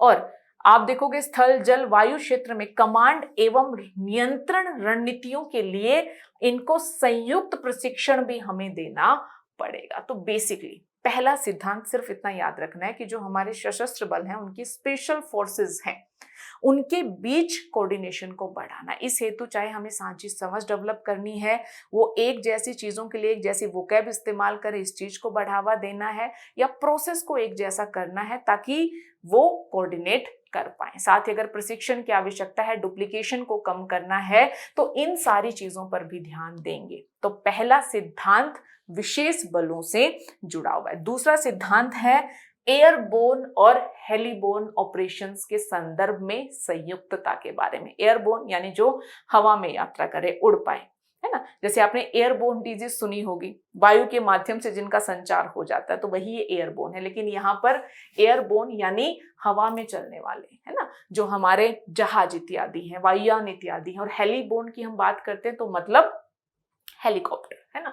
तो इनके लिए हमें जो है संयुक्त सिद्धांत की बात करनी। इसमें क्या है? थल सेना, वायु सेना और नौ सेना के बीच सुचारू समन्वय हो पाए, प्रक्रियाओं को सरल बनाया जाए और सैद्धांतिक जो भी कमियां हैं उनको हम दूर कर पाए। साथ ही नए आधुनिक हवाई वाहन या मानव रहित जो भी प्रणालियों पर हम काम कर रहे हैं उनको एकत्रित किया जा सके। यानी एयरबोर्न और हेलीबोर्न ऑपरेशंस के मामले में भी हम कोऑर्डिनेशन पर काम करें और जो नई तकनीक है ना, उससे जुड़ी हुई जो प्रक्रिया अनमैन्ड एरियल व्हीकल्स हैं, है ना, इन सब पर भी हम काम कर पाएं और प्रणालियों को हम एकीकृत कर पाएं। तो सिंपल 3 सिद्धांत पहला जुड़ा हुआ है जो हमारे सशस्त्र बल हैं उनके स्पेशल फोर्सेस से, दूसरा एयरबोर्न और हेलीबोर्न से, और तीसरा सिद्धांत जुड़ा हुआ है मल्टी डोमेन ऑपरेशन से। ये बड़ा ही अच्छा सिद्धांत है।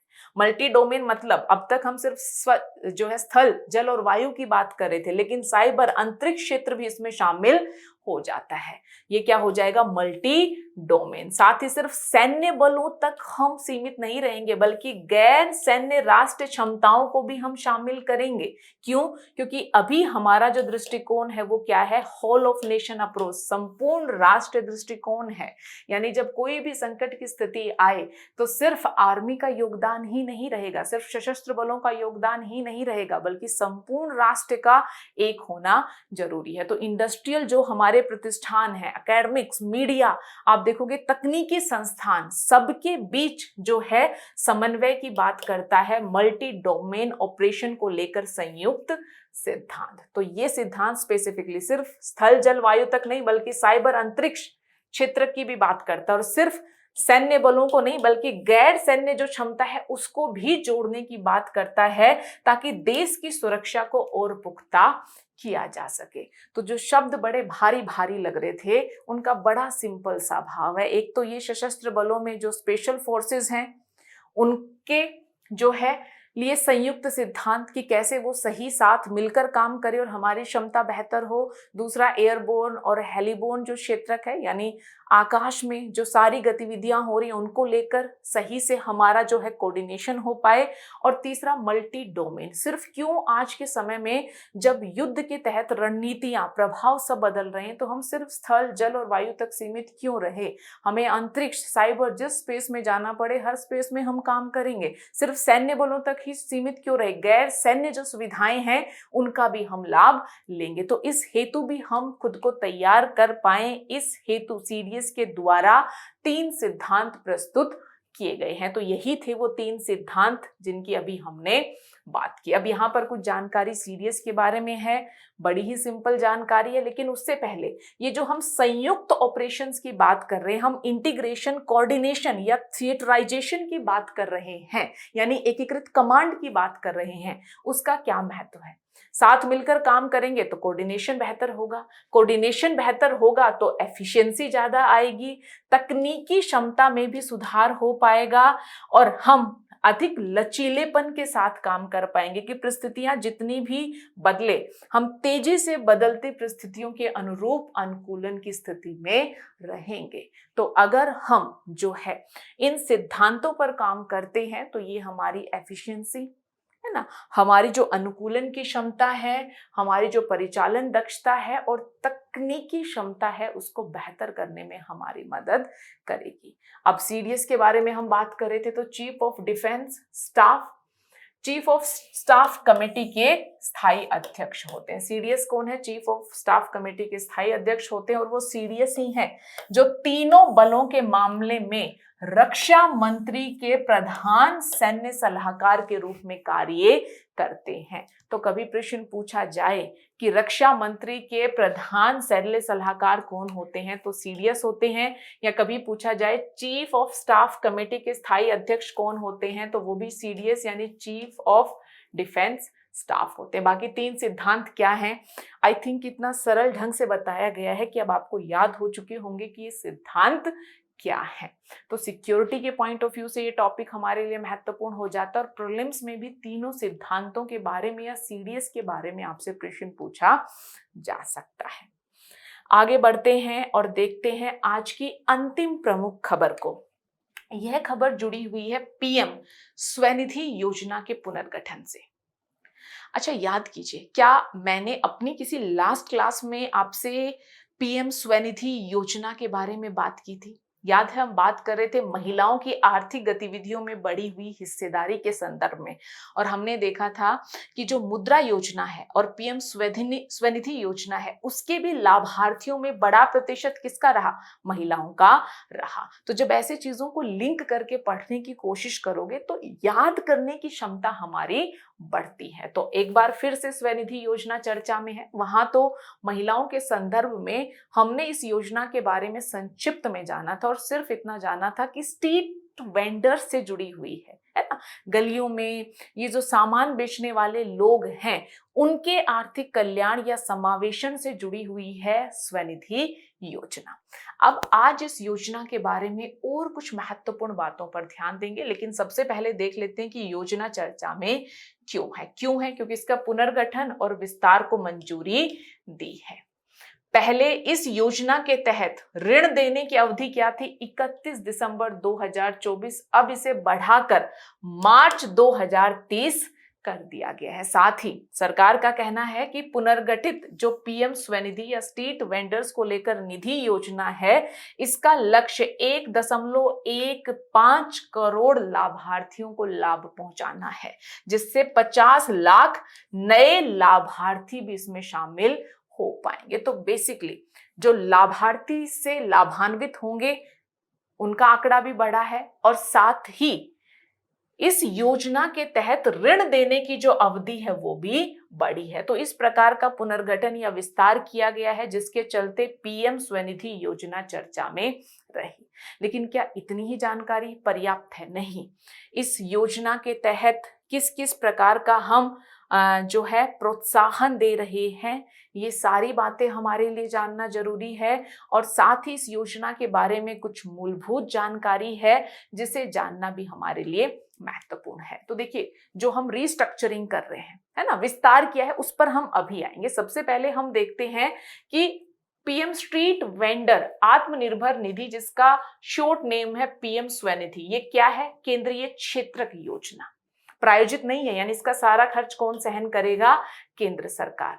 इस योजना को शुरू करने वाला मंत्रालय कौन सा है? आवासन और शहरी कार्य मंत्रालय है, जिसने इस योजना को शुरू किया, है ना। और मंत्रालय के साथ विभाग कौन सा है? मंत्रालय तो हमने देखा, विभाग वित्तीय सेवाएं विभाग। एक तो जो नए बच्चे हैं वो कंफ्यूज हो सकते हैं कि आवासन एवं शहरी कार्य मंत्रालय के तहत ही वित्तीय सेवा विभाग आता है। नहीं नहीं, यह विभाग बैंकों और वित्तीय संस्थाओं के माध्यम से, है ना, ऋण या क्रेडिट कार्ड की सुविधा उपलब्ध करवाएगा स्वनिधि योजना के तहत। लेकिन यह विभाग आवासन और शहरी कार्य मंत्रालय के तहत नहीं, अपितु वित्त मंत्रालय के तहत आता है। तो ये है मंत्रालय और वित्त मंत्रालय का वित्तीय सेवा विभाग, जो बैंकों और वित्तीय संस्थाओं के साथ कोऑर्डिनेशन के माध्यम से वित्त और ऋण की सुविधा उपलब्ध करवाएगा।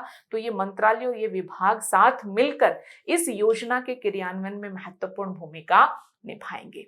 आपको याद अगर है तो स्वनिधि योजना शुरू हुई थी 2020 में। कोविड के प्रभाव से शहरी क्षेत्रों में जो स्ट्रीट वेंडर्स थे, उनकी आजीविका बुरी तरह से प्रभावित हो गई थी। तो उनको वित्तीय मदद प्रदान करना ताकि वो अपनी आजीविका को फिर से शुरू कर पाए, ये प्रमुख उद्देश्य था स्ट्रीट वेंडर आत्मनिर्भर निधि या स्वनिधि योजना का। यानी कार्यशील पूंजी प्रदान करना, वित्तीय समावेशन को बढ़ावा देना। साथ ही अब इस स्कीम के माध्यम से सरकार कोशिश कर रही है कि ये जो स्ट्रीट वेंडर हैं ये डिजिटल ट्रांजैक्शन करें, तो इससे डिजिटल ट्रांजैक्शन को भी बढ़ावा मिलेगा।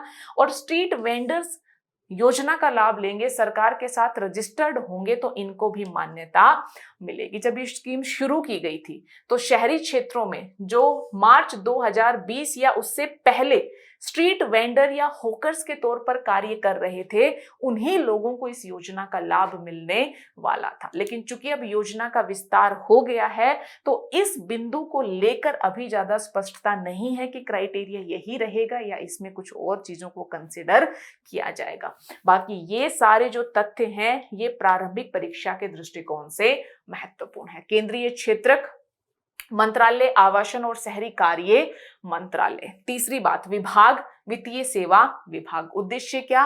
स्ट्रीट वेंडर्स को काम करने के लिए पूंजी प्रदान करना, वित्तीय समावेशन करना, डिजिटल लेन देन को बढ़ावा देना और स्ट्रीट वेंडर या होकर्स को मान्यता प्रदान करना। और स्कीम आई थी कोविड-19 के प्रभाव को निरस्त करने के लिए। ध्यान रहे, इस स्कीम को जब शुरू किया गया तो सिर्फ शहरी क्षेत्रों को इसका लाभ मिलने वाला था। और शहरी क्षेत्रों में भी कौन से शहर? जो स्टैट्यूटरी टाउन्स हैं, जो वैधानिक शहर हैं, जिन्हें ऑफिशियल गजट में अनाउंस करती है कौन? राज्य सरकारें, है ना। अब इस व्यवस्था में भी कुछ बदलाव आया है, तो चलिए देखते हैं कि जो नई रिस्ट्रक्चर्ड स्कीम है उसमें क्या क्या विशेषताएं हैं। पहले क्या था? कितनी पूंजी या कितनी धनराशि इन स्ट्रीट वेंडर्स को मिलेगी? तो देखिए, स्ट्रीट वेंडर्स अलग अलग बार या अलग अलग समय पर ऋण ले सकते थे। पहला ऋण अगर उनको चाहिए तो पहले कितना मिल रहा था? 10,000 रुपए। पहला जब आप चुका दोगे तो दूसरी बार आप ऋण ले सकते हो 20,000। जब उसे चुका दोगे तो तीसरी बार ले सकते थे 50,000। अब इस व्यवस्था में क्या बदलाव किया? थोड़ी धनराशि बढ़ा दी। 10,000 को 5,000 बढ़ाकर 15,000 कर दिया गया। अच्छा, 20,000 को 5,000 बढ़ाकर 25,000। लेकिन हाँ, तीसरी बार का जो ऋण था अभी भी उसे 50,000 रखा गया है। तो थोड़ा सा पहले चरण, दूसरे चरण, तीसरे चरण में जो आपको ऋण मिल रहा था उस ऋण की राशि में बदलाव किया गया है। दूसरा, आपको यूपीआई लिंक्ड क्रेडिट कार्ड भी अब मिल जाएगा। लेकिन कब? जब आपने अपना दूसरा ऋण जो लिया था उसे चुका दिया, तो उसके बाद आपको यूपीआई लिंक क्रेडिट कार्ड मिल जाएगा, ताकि अगर कोई तात्कालिक आवश्यकता है तो क्रेडिट कार्ड से धन निकाल कर आप अपनी आवश्यकता को पूरा कर पाए। साथ ही रीस्ट्रक्चर्ड स्कीम में इस बात पर भी बल दिया गया है कि अगर डिजिटली ट्रांजैक्शन होते हैं, चाहे थोक स्तर पर, चाहे एक स्ट्रीट वेंडर या होकर या गली में घूमकर सामान बेचने वाला जब खुद सामान खरीद रहा है या किसी को बेच रहा है, अगर वो डिजिटल लेन देन कर रहा है तो उसे 1600 रुपए तक का आर्थिक प्रोत्साहन भी दिया जा सकता है। साथ ही स्ट्रीट वेंडर्स परंपरागत तौर पर कार्य कर रहे हैं, अपने उत्पाद को कैसे बेचा जाए इस बारे में जानकारी नहीं, यानी मार्केटिंग की जानकारी नहीं है, डिजिटल तकनीक का इस्तेमाल किया जाए कौशल नहीं है, उद्यमिता का भाव ज्यादा नहीं है, वित्तीय साक्षरता नहीं है, तो ये सारी चीजें स्ट्रीट वेंडर्स की लाभप्रदता को प्रभावित कर रही हैं। तो रिस्ट्रक्चर्ड स्कीम में इनके क्षमता निर्माण पर भी ध्यान दिया गया है, प्लस ऐसे स्ट्रीट वेंडर्स जो खाने पीने का सामान बेच रहे हैं, फसाई के साथ food safety and security agency of India के साथ साझेदारी की जाएगी और साथ ही स्वच्छता के मामले में इनको प्रशिक्षण दिया जाएगा, ताकि खाने पीने का जो सामान ये बेचे वो स्वच्छ रहे और किसी का स्वास्थ्य या हाइजीन प्रभावित ना हो। इस प्रकार के सारे सुधार नई योजना में या जो रिस्ट्रक्चर्ड योजना है उसमें किए गए हैं। साथ ही अब सिर्फ योजना का लाभ, ऐसा कहा जा रहा है कि सिर्फ जो वैधानिक नगर है या स्टैट्यूटरी टाउन है उन तक ही नहीं रहेगा, बल्कि जनगणना नगर जो है, जनगणना नगर कौन से होते हैं?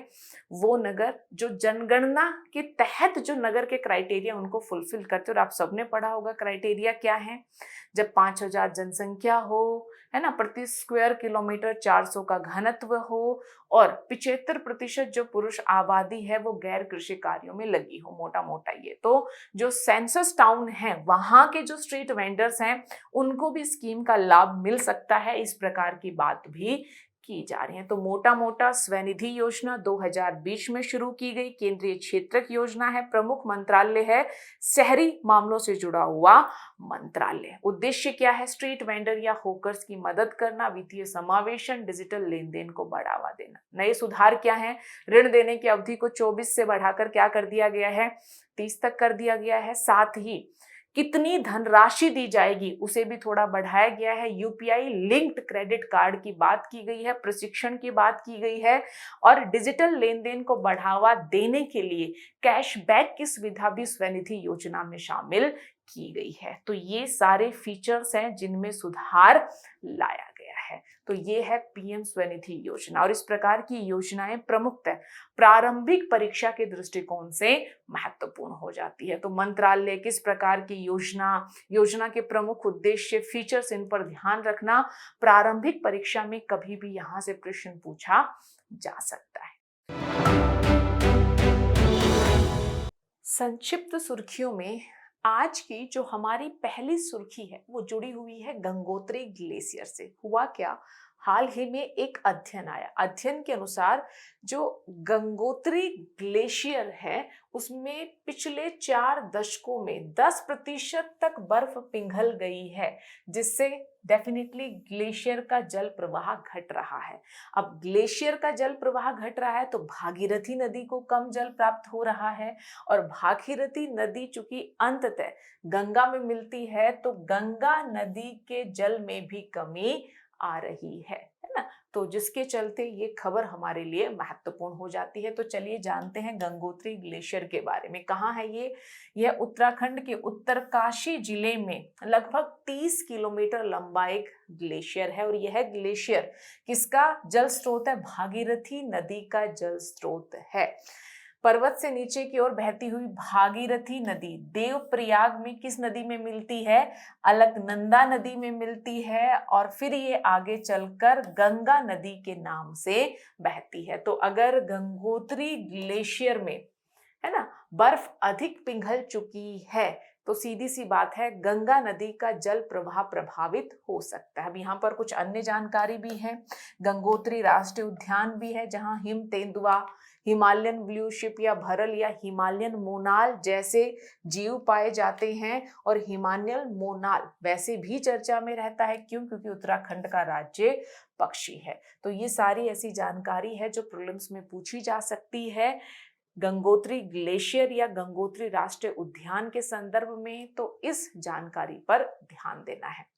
अगला जो आर्टिकल है वो जुड़ा हुआ है हायरार्कियल रीजनिंग मॉडल को लेकर। हुआ क्या कि सेपिएंट के वैज्ञानिकों ने मानव मस्तिष्क आधारित एक नया एआई मॉडल विकसित किया है, जो पहले का एआई बेस्ड मॉडल है जिसका इस्तेमाल प्रमुखतः चैट जीपीटी जैसे इंजन्स कर रहे हैं, जो है लार्ज लैंग्वेज मॉडल।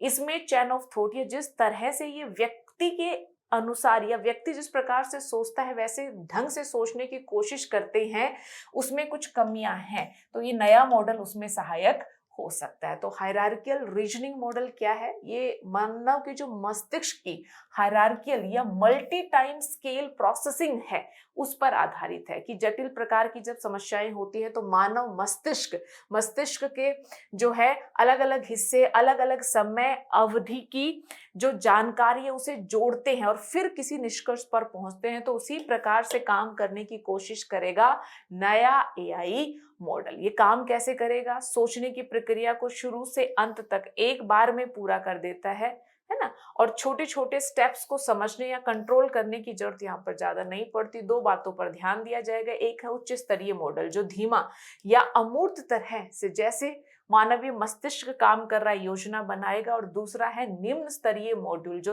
तेज और विस्तृत प्रकार की गणनाएं संभव बना पाएगा। तो मोटा मोटा हायरार्कियल रीजनिंग मॉडल कुछ और नहीं, जो अभी मॉडल्स काम कर रहे हैं, जो ह्यूमन इंटेलिजेंस या सोचने की प्रक्रिया को मिमिक करने की कोशिश कर रहे हैं, उन्हीं में एक प्रकार का अपग्रेडेशन है, ताकि ये जो एआई है ये और मनुष्य जैसे सोचने की जो दक्षता है उसे मिमिक कर पाए। चलिए, ब्राइट स्टार अभ्यास चर्चा में क्यों है? सशस्त्र बल और एकीकृत रक्षा स्टाफ मुख्यालय जो बहुपक्षीय अभ्यास ब्राइट स्टार 2025 है उसमें भाग लेगा। अब ये सैन्य अभ्यास ब्राइट स्टार आखिर क्या है? इसकी शुरुआत की गई थी कैंप डेविड समझौता 1977 के बाद, और ये किस किस के बीच होता था? संयुक्त राज्य अमेरिका और मिस्र के मध्य ये एक द्विपक्षीय सैन्य समझौता था। तो किसके बीच? संयुक्त राज्य अमेरिका और मिस्र, है ना। इसको पहली बार 1980 में मिस्र में आयोजित किया गया, लेकिन हम देखते हैं कि 1995 में इस समझौते का विस्तार कर दिया गया और बहुत सारे और देशों ने इसमें भाग लेना शुरू किया। यह आप देखोगे क्षेत्र में तीनों सेनाएं भाग लेती हैं। तीनों सेनाओं का जो बड़े बहुपक्षीय सैन्य अभ्यास होते हैं उनमें से एक है। तो सिर्फ 3-4 जानकारी है कि ब्राइट स्टार अभ्यास आखिर किनके बीच होता है, कौन कौन इसमें भाग ले सकते हैं, है ना, और साथ ही इसमें कौन सी सेनाएं शामिल होती हैं। तो इस प्रकार की जानकारी है जिस पर ध्यान देने की आवश्यकता है। पीपीपी यानी परचेजिंग पावर पैरिटी अनुमान आया है ईवाई की एक रिपोर्ट के द्वारा कि निकट भविष्य में भारत पीपीपी यानी क्रय शक्ति समता के आधार पर अभी विश्व की तीसरी बड़ी अर्थव्यवस्था है, निकट भविष्य में दूसरी बड़ी अर्थव्यवस्था बनने की ओर अग्रसर है। अब कुछ तथ्य। परचेजिंग पावर पैरिटी के आधार पर सबसे बड़ा देश कौन है? चीन, और उसके बाद यूएसए, तीसरे स्थान पर आता है भारत। अगर हम बाजार आधारित विनिमय दरों की बात करें तो उनके आधार पर विश्व में सबसे बड़ी अर्थव्यवस्था कौन है? तो पहले स्थान पर आता है यूएसए, दूसरे स्थान पर आता है चीन, तीसरे स्थान पर आता है जर्मनी और चौथे स्थान पर आता है भारत। अभी कुछ दिनों पहले ही जापान को पछाड़ते हुए भारत विश्व की चौथी बड़ी अर्थव्यवस्था बन गया। अब यहाँ पर एक प्रश्न बड़ा स्वाभाविक है कि क्रय शक्ति क्षमता के आधार पर तो हम तीसरे स्थान पर हैं, वैसे हम चौथे स्थान पर हैं। हमारी अर्थव्यवस्था जीडीपी का आकार तो एक ही है, फिर ये अंतर क्यों है? ये अंतर आ जाता है कि हम गणना किस प्रकार से और किन आधारों पर करते हैं। देखिए, बाजार आधारित एक्सचेंज रेट की बात करें तो बाजार में मांग और आपूर्ति है। जिस राष्ट्र की मुद्रा की जितनी ज्यादा मांग होगी उसकी वैल्यू बढ़ जाएगी, जिसकी आपूर्ति ज्यादा होगी, मांग कम होगी, सीधी सी बात है उसकी वैल्यू गिर जाएगी। तो जो देश ज्यादा निर्यात करते होंगे, जिनकी करेंसी का ज्यादा इस्तेमाल होता है ना, उन देशों की मुद्रा की मांग बनी रहती है, तो उनकी मुद्रा की वैल्यू अधिक होती है। जैसे मैं कहूँ $1 इज इक्वल टू 85-86 रुपए, तो ये क्या है, बाजार आधारित एक्सचेंज रेट। लेकिन परचेजिंग पावर पैरिटी के संदर्भ में हम क्या करते हैं, हम ये नहीं देखते कि बाजार आधारित एक्सचेंज रेट क्या है, बल्कि हम ये देखते हैं कि अगर हम वस्तुओं के एक बास्केट लें तो उस बास्केट में जो वस्तुएं हैं उनको खरीदने के संदर्भ में मुद्राओं की सापेक्षिक शक्ति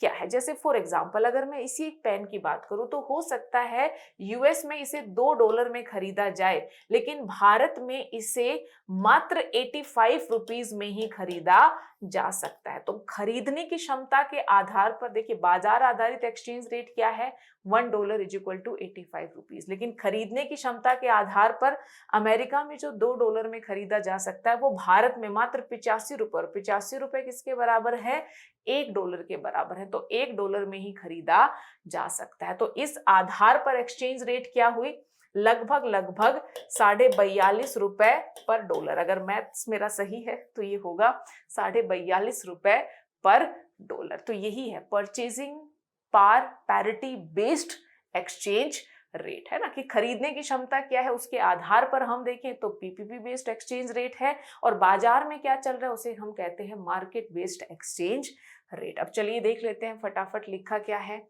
कि क्रय शक्ति क्षमता एक आर्थिक सिद्धांत है जो अलग अलग देशों की मुद्राओं की तुलना समान वस्तुओं वाली बास्केट। अब अलग अलग वस्तुओं में तो हम तुलना कैसे कर पाएंगे, तो सीधी सी बात है, समान वस्तुओं वाली बास्केट के संदर्भ में उनकी खरीद क्षमता के आधार पर करता है।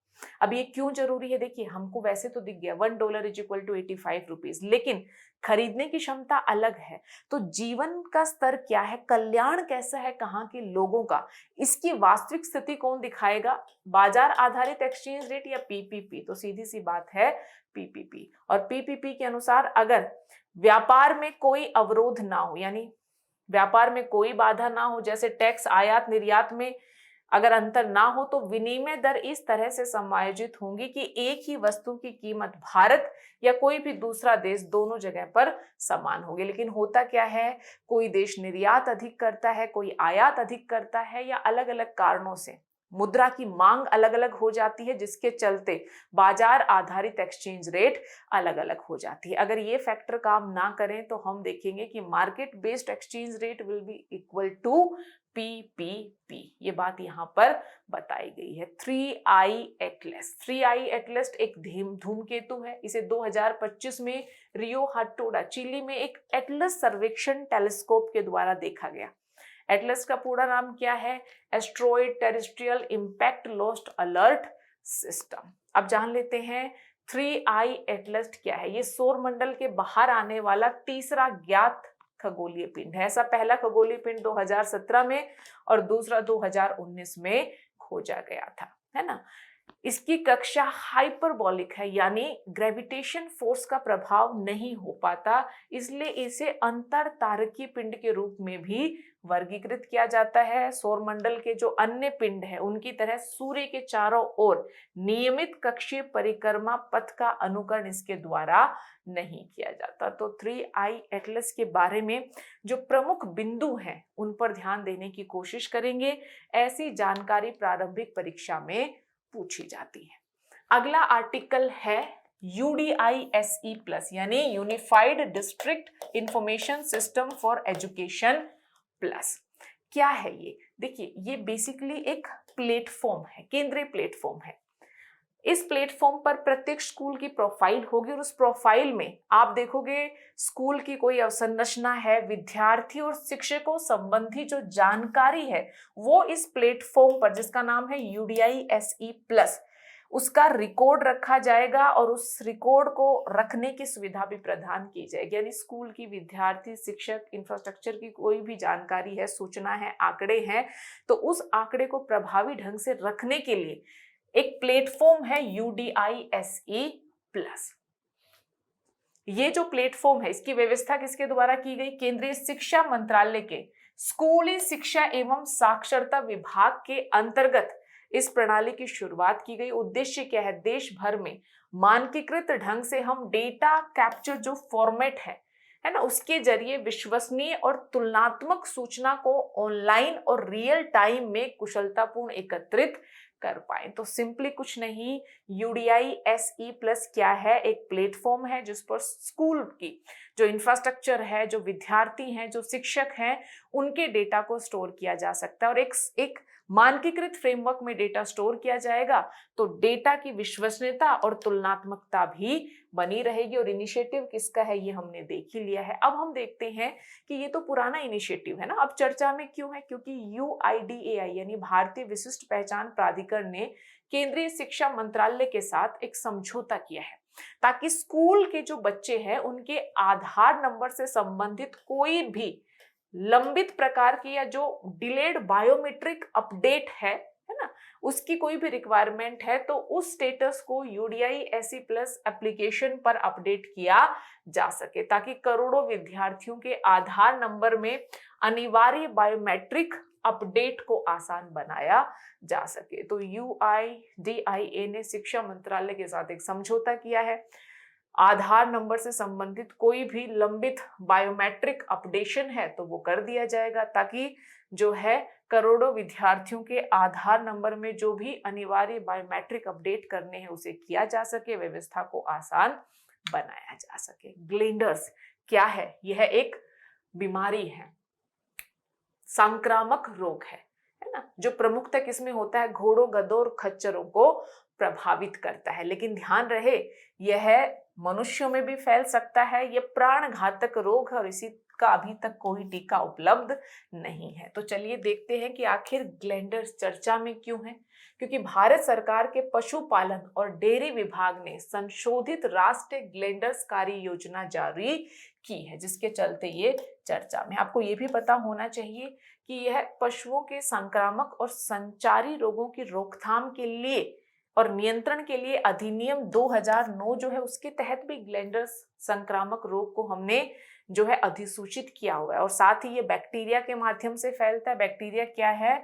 बर्कहोल्डेरिया मेलाई नामक बैक्टीरिया है जो इस रोग का कारण है। तो ये मनुष्यों में भी फैल सकता है, प्राणघातक है, वैक्सीन नहीं है, संक्रामक है, बैक्टीरिया से फैलता है और PCICDA 2009 जो हमारी सूची है उसमें भी शामिल है। तो ये सारी जानकारी जरूरी है। अब हम बात करते हैं पेरिस जलवायु समझौते के तहत आर्टिकल 9.1 की।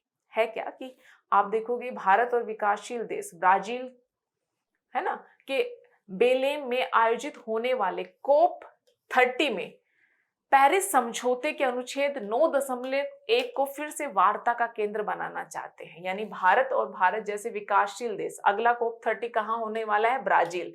तो जब ये कॉन्फ्रेंस ऑफ पार्टीज होंगी तो इसमें पेरिस समझौते के आर्टिकल 9.1 को फिर से चर्चा का केंद्र बनाना चाह रहे हैं। अभी अनुच्छेद 9.1 क्या है? ये बात करता है कि विकसित राष्ट्रों का दायित्व है कि वो विकासशील राष्ट्रों के लिए जो जलवायु परिवर्तन के लक्ष्य हैं उनकी पूर्ति में सहायक बने और उनके लिए वित्त पोषण से जुड़े हुए जो दायित्व हैं उनको पूरा करे। तो विकसित देश अन्य पिछले वित्त पोषण दायित्वों को जारी रखते हुए कन्वेंशन के तहत विकासशील देशों को जलवायु परिवर्तन के शमन और अनुकूलन, यानी जलवायु परिवर्तन हो रहा है उसे कम करने और उसके अनुरूप अडॉप्शन में सहायता करने के लिए वित्तीय संसाधन उपलब्ध करवाएंगे। ये कौन कहता है? आर्टिकल 9.1। अब भारत और विकासशील देश चाह रहे हैं कि इस पर फिर से बात हो ताकि हमें वित्तीय संसाधन मिले और हम अपने जो है United nation framework convention on climate change के तहत जो पेरिस समझौता किया है उसके लक्ष्यों को पूरा कर पाए। और भारत जैसे विकासशील देशों का आधार क्या है? हम common but differential responsibility and historical responsibility की बात करते हैं। देखिए आपकी और हमारी, विकसित और विकासशील सबकी जिम्मेदारी है कि जलवायु परिवर्तन के को कम करे, प्रभावों से निपटे, लेकिन कॉमन है लेकिन डिफरेंशियल है, अलग अलग है। क्यों? क्योंकि आपने ज्यादा नुकसान पहुंचाया है तो आपको ज्यादा दायित्व भी लेना पड़ेगा। और चूंकि ऐतिहासिक रूप से आप जिम्मेदार हैं, बड़े देश जिम्मेदार हैं, विकसित देश जिम्मेदार हैं, तो आपको विकासशील देशों की वित्तीय मदद भी करनी पड़ेगी। तो भारत बार बार इस सिद्धांत की बात करता है जिसके आधार पर भारत कह रहा है कि 9.1 अनुच्छेद की जो व्यवस्था है उसे आगे बढ़ाना चाहिए। अगली जो संक्षिप्त सुर्खी है वो जुड़ी हुई है IAEA से। इस एजेंसी की हम बार बार चर्चा करते रहते, पिछले काफी समय से ये चर्चा में है। हाल फिलहाल में क्यों चर्चा में है? अंतर्राष्ट्रीय परमाणु ऊर्जा एजेंसी के निरीक्षकों ने ईरान के बुशहर स्थित प्रमुख परमाणु केंद्रों का निरीक्षण का कार्य शुरू कर दिया है। अब IAEA इंपॉर्टेंट है, स्थापना 1957 में हुई थी। प्रमुख उद्देश्य क्या है कि परमाणु क्षेत्र में वैज्ञानिक और तकनीकी सहयोग संभव बनाने हेतु ये क्या है, अंतर सरकारी प्रकार का फोरम है। इसका उद्देश्य क्या है कि परमाणु विज्ञान और प्रौद्योगिकी का सुरक्षित शांतिपूर्ण उद्देश्यों हेतु इस्तेमाल किया जा सके, ताकि अंतर्राष्ट्रीय सुरक्षा, शांति और सतत विकास के लक्ष्यों की प्राप्ति में हम सफल हो पाए। अब ये नीति निर्माण की संस्था कौन? एक जनरल कॉन्फ्रेंस, इसमें AIE के सभी मेंबर कंट्री शामिल हैं, और दूसरा है बोर्ड ऑफ गवर्नेंस, इसमें 35 मेंबर शामिल हैं। मुख्यालय वियना ऑस्ट्रिया में है, और इसके प्रमुख योगदान को देखते हुए 2005 में IAEA को शांति नोबेल पुरस्कार से भी सम्मानित किया गया था। हमने लास्ट क्लास में भी किसी शांति नोबेल पुरस्कार की बात की थी, वर्ल्ड फूड प्रोग्राम को, याद है ना? तो ये महत्वपूर्ण जानकारी है। जब एक प्रकार की जानकारी आए तो पहली जानकारी को भी दोहराएंगे ताकि बेहतर ढंग से रिटेन कर पाए। एक और होमवर्क है आप लोगों के लिए। हमने आज की क्लास में बायोटेक्नोलॉजी के बारे में पढ़ा। बायोटेक्नोलॉजी क्या है, बायो मैन्युफैक्चरिंग क्या है, बायो इकोनॉमी क्या है, ये सब हमने देखा। आपके लिए एक होमवर्क है, बायो पायरेसी क्या है और बायो प्रोस्पेक्टिंग क्या है। बायो पायरेसी और बायो प्रोस्पेक्टिंग, इन दोनों टर्म्स का अर्थ आप लिखकर बताएंगे। चलिए आगे बढ़ते हैं और देखते हैं अब अभ्यास प्रश्नों को। पहला है, स्वनिधि योजना का मुख्य उद्देश्य क्या है? स्ट्रीट वेंडर, लघु किसान, असंगठित, शहरी गरीब। मुझे लगता है इतना हमने स्ट्रीट वेंडर योजना पढ़ी है कि चाहे तो आंख बंद करके भी आप इस प्रश्न का उत्तर दे सकते हैं। PPP का उपयोग अंतर्राष्ट्रीय अर्थव्यवस्था में किस आधार पर देशों की तुलना के लिए किया जाता है? विनिमय दर, सकल घरेलू उत्पाद, या वस्तुओं और सेवाओं के एक मानक बास्केट की लागत के आधार पर? क्या अंतर था बाजार आधारित एक्सचेंज रेट और PPP?